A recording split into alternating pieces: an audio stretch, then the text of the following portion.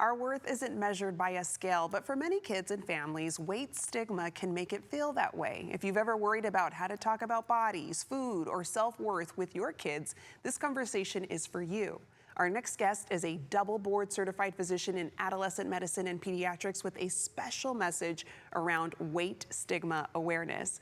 Let's welcome Dr. Lauren Hartman. Good to have you, Dr. Lauren Hartman. Thanks for joining us. Thank you for having me. I'm really excited to be here. Yeah, I think this is an important topic. So, Dr. Hartman, for parents who might not be familiar with this term, what is weight stigma and why does it matter so much in our homes and our communities? Yeah, so I usually start by explaining the difference between weight bias and weight stigma. So, weight bias is when we have a negative belief about somebody because of their body size. And then weight stigma is what happens when those beliefs or those biases play out in real life. And so for kids, this could mean bullying or being teased or being left out. And unfortunately, we see this everywhere. So we see this online, we see this in schools, we see this in homes, and we even see this in the doctor's offices. And parents just can play a really powerful role in helping their kids navigate this. Yeah, I mean, weight in itself is just an extremely sensitive topic. So, how can weight stigma affect not just a child's emotional well being, but their physical health too? Yeah, so it affects their health in really powerfully negative ways.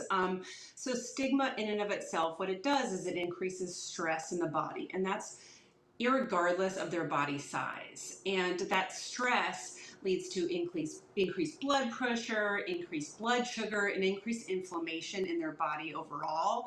And those are things that are going to lead to chronic disease. And unfortunately, when people have experienced weight stigma, they also don't want to go to the doctor. So they have decreased screening for healthcare. They're not getting treated for diseases as they come up. And so those things just really play on themselves and make things worse. And I think a commonly held belief or myth is that, shaming somebody about their weight might motivate them to become healthier. And unfortunately, we know the opposite of that is true. It just leads to worse health outcomes when people are experiencing weight stigma. Yeah, and you mentioned earlier, this is where parents and guardians can kind of take a step in. So, what are some gentle, practical ways parents can talk about bodies and health without accidentally reinforcing those negative stereotypes? Yeah. I mean, I always say to parents that it starts with ourselves. And that does not mean that parents create weight stigma or cause this.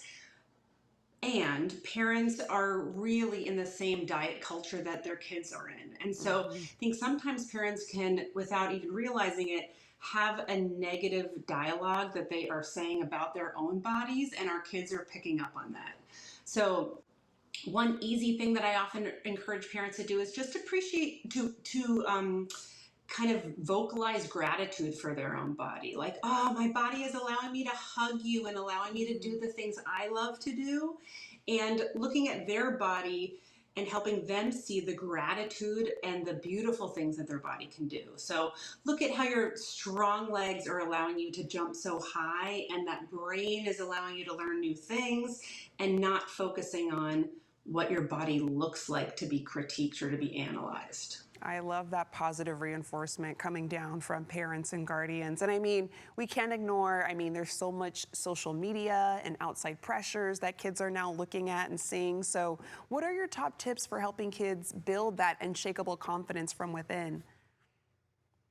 Yeah, I love that question because unfortunately it's everywhere and we just can't kind of hide them away from it, but instead it's learning those tools so that they are seeing it, they really have that media literacy to navigate it. And so I think it starts at home, and things the parents can do are just asking kids questions like, who do you think that message is for?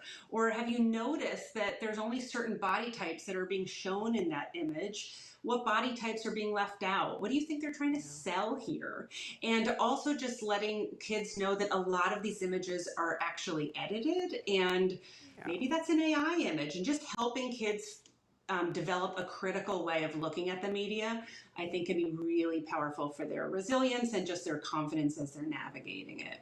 Yeah, and having those conversations, like you mentioned, with your kids just to make sure that they are receiving that body reinforcement, that body positivity. And when looking at social media, they know they can talk to their parents kind of about what they're seeing and have those discussions.